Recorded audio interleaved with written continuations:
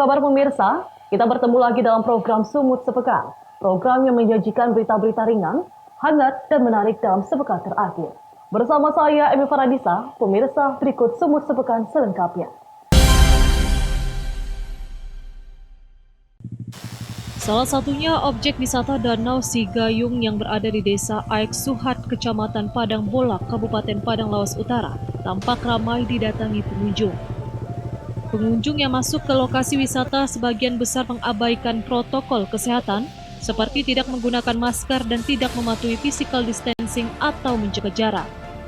Selain itu, di pintu masuk objek wisata ini juga tidak didapati pemeriksaan yang dilakukan oleh pengelola objek wisata, sesuai dengan anjuran pemerintah dalam penerapan new normal agar tetap mematuhi protokol kesehatan dengan memakai masker, mencuci tangan dengan sabun atau menggunakan hand sanitizer dan menjaga jarak.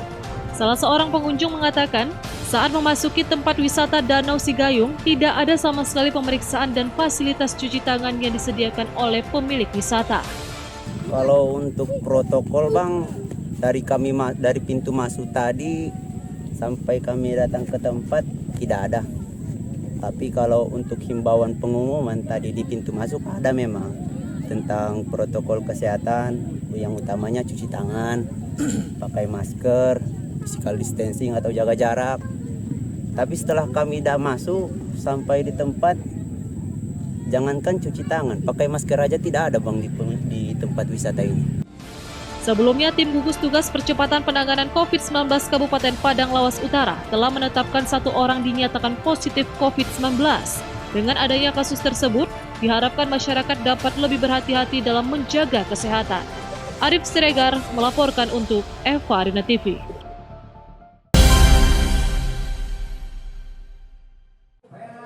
Sebanyak 943 kepala keluarga penerima bantuan sosial tunai di Kecamatan Deli Tua, Kabupaten Deli Serdang, Sumatera Utara mengantre secara tertib dan menerapkan physical distancing sesuai protokol kesehatan di Jambur Deli Persada. Satu persatu warga penerima bantuan diperiksa suhu tubuhnya dengan menggunakan alat pengukur suhu badan, kemudian diwajibkan menggunakan masker. Di mana 8 dari 943 kepala keluarga penerima bantuan sosial tunai sebesar Rp600.000 yang disalurkan oleh PT Pos Indonesia tahap kedua mengaku tidak menerima bantuan tersebut dengan alasan namanya sudah tidak terdaftar. Pada dirinya masih memiliki kertas undangan sebagai penerima bantuan sosial tunai. Hal ini dibenarkan oleh Camat Deli Tua Wakil Karo bahwa ada sebanyak 8 kepala keluarga penyandang disabilitas di tahap kedua ini namanya tidak terdaftar lagi. Untuk itu pihak kecamatan langsung berkoordinasi dengan Dinas Sosial dan melaporkan hal tersebut agar langsung diselesaikan.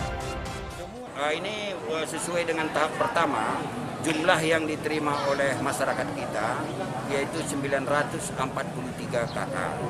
Ini hari ini baru 2 kelurahan yang berjalan, Kelurahan Deli Tua Timur dan Kelurahan Deli Tua Barat. Ini ada kendala di tahap kedua ini, ada 8 orang yang nggak mendapat karena nggak ada namanya, dan ini nanti kita pertanyakan ke Dinas Sosial Kabupaten Deli Serdang agar diteruskan Kemensos. Haryono, warga penyandang disabilitas ini sudah menanyakan ke petugas pos yang membagikan BST, namun namanya sudah tidak terdaftar lagi sebagai penerima bantuan. Dirinya sangat kecewa atas penyaluran bantuan sosial yang tidak merata. Di masa pandemi COVID-19, bantuan tersebut sangat bermanfaat untuk ia pergunakan di kehidupan sehari-hari. Wahyu Pratama melaporkan untuk Eva Arena TV.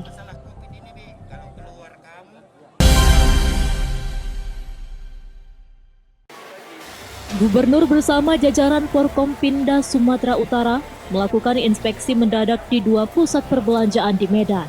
Sidak tersebut dilakukan untuk memastikan protokol kesehatan telah diterapkan di pusat-pusat perbelanjaan. Dalam sidak tersebut, Gubernur Edi membawa serta Kapolda Sumut dan Panglima Kodam 1 Bukit Barisan serta pejabat lain. Melihat masalah COVID-19 belum terselesaikan, pemerintah terpaksa mengambil langkah penyelamatan sektor ekonomi. Salah satu langkah yang ditempuh adalah mengizinkan pusat perbelanjaan beroperasi dengan syarat harus memperketat protokol kesehatan. Hal itu dimaksudkan untuk meminimalisir kerugian pusat perbelanjaan selama masa pandemi COVID-19. Pemprov Sumut juga telah menyiapkan draft mekanisme penerapan new normal yang akan diajukan kepada Kementerian Kesehatan pada 20 Juni mendatang. Sudah harus ada edukasi dan sosialisasi tanggal 20. Makanya ini kita kejar. Kita sudah ketemu dengan pakar-pakar nih. Pakar-pakar sosial budaya, pakar-pakar ekonomi, pakar-pakar pendidikan, kesehatan, semua kita dijumpa ini. Tadi dengan para pelaku pasar tadi itu. Nah, kita berikan masukan semuanya. Inilah ya, COVID ini tidak tahu sampai kapan. COVID ini dijadikan bagian hidup dari kita semua. Tapi kita tak boleh di belakang COVID. Kita harus di depan COVID. Nah, inilah kami hadir ini. Gubernur juga menegaskan pusat perbelanjaan yang sudah diberi izin beroperasi harus menjalankan protokol kesehatan. Diharapkan manajemen mal yang ada di Kota Medan dapat konsisten melakukan pemeriksaan kepada seluruh pengunjung serta memberi sanksi bagi masyarakat atau pendiri usaha yang menyalahi aturan protokol kesehatan COVID-19. Masyarakat juga diimbau untuk disiplin protokol kesehatan saat berkunjung ke mal, menggunakan masker, rajin mencuci tangan, dan menjaga jarak. Daniel Pekwali melaporkan untuk F-Warina TV.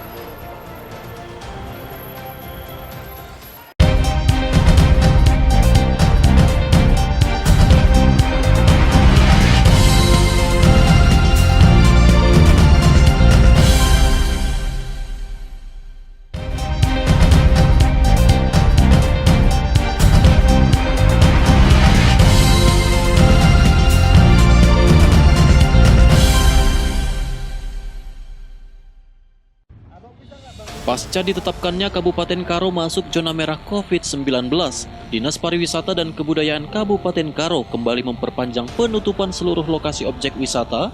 Penutupan ini pun diberlakukan hingga akhir bulan Juni mendatang.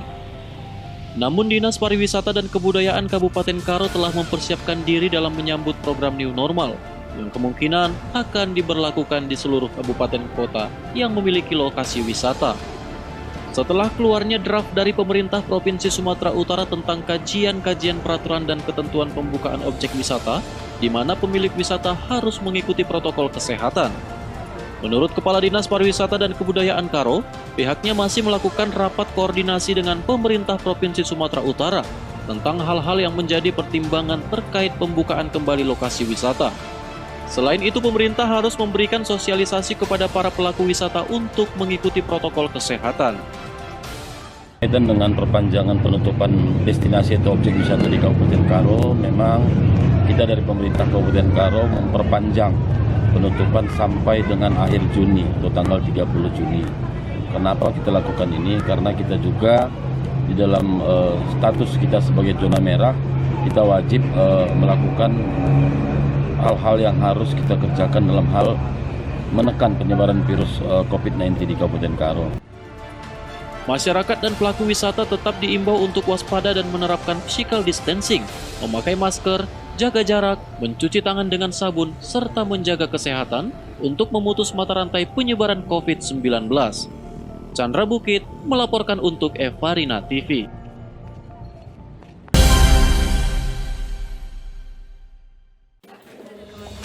Nyonya Yulince Mixnon Simamora, istri dari Sekretaris Daerah Kabupaten Simalungun Mixnon Simamora, resmi menjabat sebagai Ketua Dharma Wanita Persatuan Kabupaten Simalungun masa bakti 2019-2024. Organisasi ini berisikan para istri pegawai instansi pemerintah di Kabupaten Simalungun dan dipastikan bekerja keras demi kemajuan organisasi.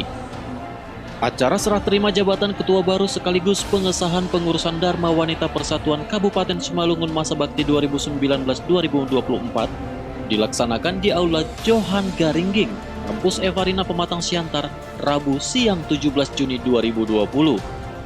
Sertijab dan pengesahan pengurusan baru ditandai dengan penandatanganan berita acara serah terima jabatan dan penyematan PIN Dharma Wanita Persatuan oleh Ketua TPP KK Simalungun selaku penasehat, Nyonya Erunita Anggraini Tarigan, istri dari Bupati Simalungun JR Saragi. Dengan disahkannya pengurus baru Dharma Wanita diharapkan dapat mendukung peningkatan kinerja para suami masing-masing dan senantiasa memberikan dukungan moral serta penyemangat untuk berkarya dan mengabdi kepada negara dalam mewujudkan visi dan misi pembangunan nasional khususnya di Kabupaten Simalungun. Ya, kami mengucapkan pada kesempatan ini terima kasih kepada pemerintah Kabupaten Simalungun, di mana pada hari ini kami boleh dilantik menjadi ketua Dharma Wanita Persatuan Kabupaten Simalungun serta pengesahan pengurus Dharma Wanita Kabupaten Simalungun. Dan kami Dharma Wanita Kabupaten Simalungun selalu menunjang program suami dan sebagai wadah mempererat persatuan masyarakat Kabupaten Simalungun.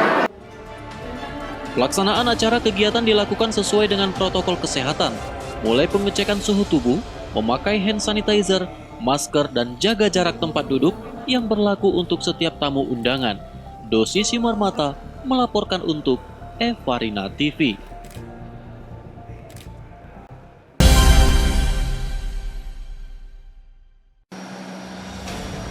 Mengacu pada Surat Edaran Gugus Tugas Percepatan Penanganan COVID-19 Nomor 7 Tahun 2020 dan Surat Edaran Kemenhub Nomor 14 Tahun 2020 tentang kriteria dan persyaratan perjalanan orang dalam masa kenormalan baru, PT Kereta Api Indonesia Divre 1 Sumut kembali membuka sejumlah rute perjalanan yang sebelumnya ditutup. PT Kereta Api Indonesia Divre 1 Sumut sebelumnya sudah menambah sebanyak 6 rute perjalanan Medan Binjai. Kereta api juga menambah 2 rute perjalanan reguler Medan Rantau Prapat, serta 2 perjalanan Medan Tanjung Balai. Dengan tetap menerapkan protokol kesehatan secara ketat, para calon penumpang kereta api juga harus diwajibkan mempersiapkan sejumlah dokumen ketika akan membeli tiket kereta api, seperti surat kesehatan serta surat rapid test bebas COVID-19. Kepala Divisi Regional 1 Sumatera Utara PT Kereta Api Indonesia, Daniel Huta Barat, menjelaskan pihaknya sudah menerapkan protokol kesehatan secara ketat dan menerapkan social distancing, baik di ruang tunggu maupun di dalam kereta api. Ya, kita sudah sosialisasikan pertama ya, bahwa pemberangkatan kita Sri Mila dan Putri Deli mulai hari ini. Kemudian kita sudah sosialisasikan syarat-syaratnya sesuai dengan SE nomor 7 tahun 2020 untuk gugus tugas.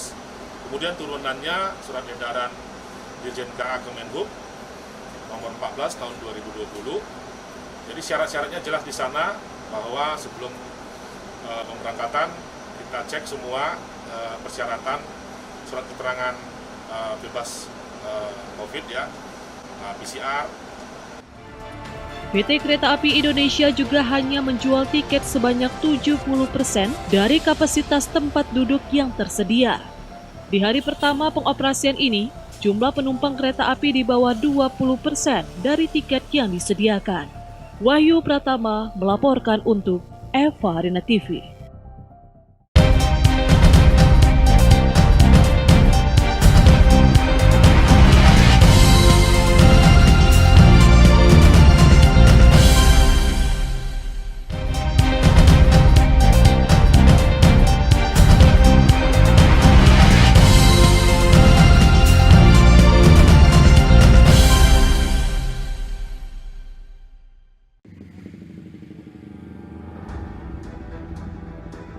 Untuk memudahkan pelayanan masyarakat di tengah pandemi COVID-19 di masa memasuki penerapan new normal, Dinas Kependudukan dan Catatan Sipil Kabupaten Simalungun telah menunjuk 10 kecamatan untuk melakukan perekaman KTP elektronik guna meminimalisir kerumunan masyarakat di kantor Disdukcapil.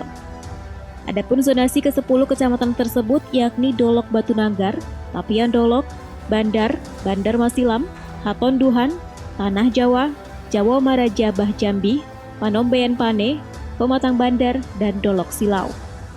Kecamatan ini dipilih untuk mengcover kecamatan lain yang lokasinya berada di zona kecamatan tersebut, sehingga memudahkan masyarakat dalam perekaman EKTP. Dalam proses perekaman, petugas maupun masyarakat diwajibkan harus tetap mematuhi protokol kesehatan. Dengan adanya pelayanan ini, masyarakat tidak perlu datang beramai-ramai ke kantor Disdukcapil untuk melakukan perekaman KTP elektronik. Jika eKTP sudah selesai, Disdukcapil akan mendistribusikannya ke kecamatan-kecamatan.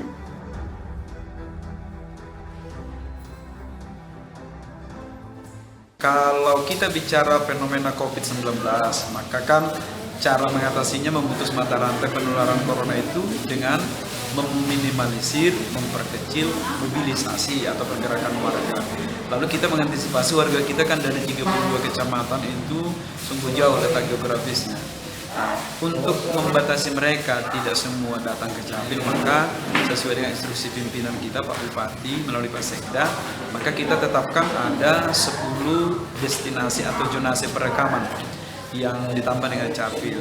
Itu daerah-daerah agar bisa mengcover kecamatan-kecamatan yang jauh.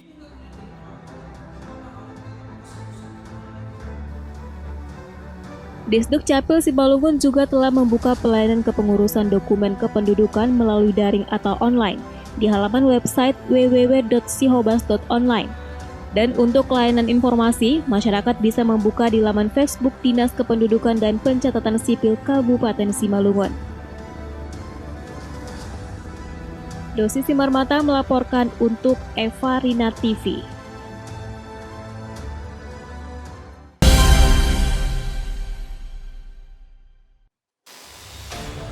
Memasuki tahun ajaran 2020-2021, Dinas Pendidikan Kabupaten Labuan Batu Selatan menerapkan PPDB secara online di 28 SMP negeri dan 21 SMP swasta dengan metode semi-online dengan tetap menerapkan protokol kesehatan COVID-19. Kabid SMP Dinas Pendidikan Labuan Batu Selatan, Paino menyebutkan PPDB online di jenjang SMP negeri ini merupakan untuk tahun kedua mereka lakukan, di mana sesuai Permendikbud nomor 44 tahun 2019 tentang PPDB, terdapat 4 jalur penilaian peserta didik tahun ajaran 2020-2021, yakni zonasi tempat tinggal, afirmasi atau tidak mampu, perpindahan tugas orang tua dan prestasi peserta didik itu sendiri. PPDB tahun ini sendiri pihaknya membagi 2 gelombang, yakni gelombang pertama pada tanggal 15 hingga 22 Juni, dan untuk pengumuman di tanggal 24 Juni. Sedangkan gelombang kedua di tanggal 29 dan 30 Juni, dengan pengumuman di tanggal 2 Juli. Pada tahun ini, sistem penerimaan PPDB ini untuk tingkat jenjang SMP yaitu terdiri dari 4 jalur. Yang pertama yaitu jalur zonasi, yang kedua yaitu jalur afirmasi, dan yang ketiga yaitu jalur pindah tugas orang tua. Yang keempat adalah yaitu jalur prestasi, di mana masing-masing ini sudah ditentukan kuotanya masing-masing. Dan pada tahun ini juga yaitu sudah dibuat yaitu sistem aplikasi yaitu secara online, jadi masing-masing sekolah dapat melaksanakan PPDB ini secara online. Sementara Kepala Sekolah SMP Negeri 1 Kota Pinang, Purnama Lubis menjelaskan, untuk mengatasi kendala yang dialami calon peserta didik dalam mengikuti PPDB online, pihaknya menyediakan operator secara gratis untuk membantu para calon peserta didik tersebut untuk mendaftarkan. Adapun masalah yang kami hadapi sebagai warga sekolah dalam PPDB online ini, yang pertama, bahwa tidak semua dusun ada jaringan internet, jadi masih terhalang oleh jaringan internet. Kemudian yang kedua, tidak semua masyarakat memiliki smartphone.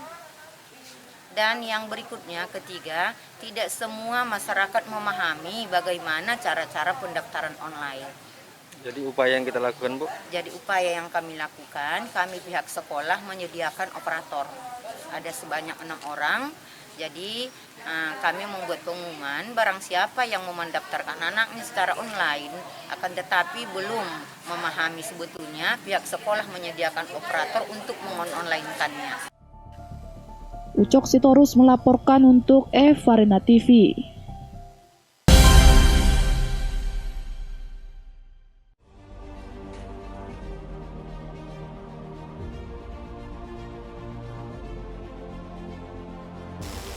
Kapal feri yang mengangkut sebanyak 133 tenaga kerja Indonesia asal Tanjung Balai dari negeri jiran Malaysia tiba di terminal penumpang pelabuhan Teluk Nibung, Kota Tanjung Balai pada Rabu sore kemarin. Setibanya di pelabuhan, seratusan tenaga kerja tersebut dilakukan penyemprotan disinfektan dan pengukuran suhu tubuh. Usai penyemprotan, para TKI menjalani pemeriksaan rapid test. Dari hasil pemeriksaan rapid test, seluruh TKI non-reaktif dan dinyatakan sehat.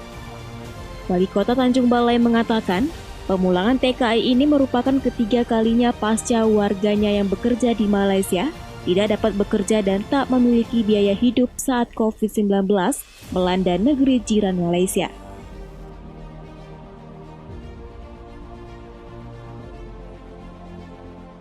Jadi warga Tanjung Balai yang kita jemput ke Port Kelang ke Malaysia yang berjumlah 133 warga Kota Tanjung Balai.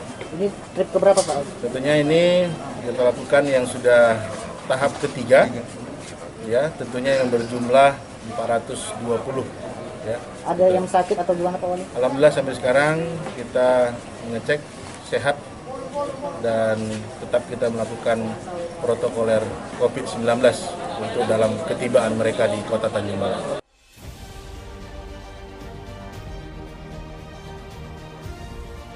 Setelah dilakukan pemeriksaan, seluruh TKI langsung dibawa ke posko karantina gugus tugas percepatan penanganan COVID-19 Tanjung Balai sebelum dikembalikan ke pihak keluarga.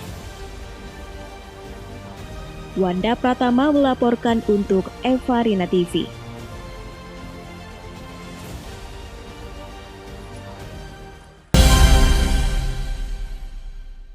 Pemirsa, demikianlah tadi tayangan program Sumut Sepekan. Saya Emi Faradisa bersama kerabat kerja yang bertugas pamit undur diri. Terima kasih dan sampai jumpa.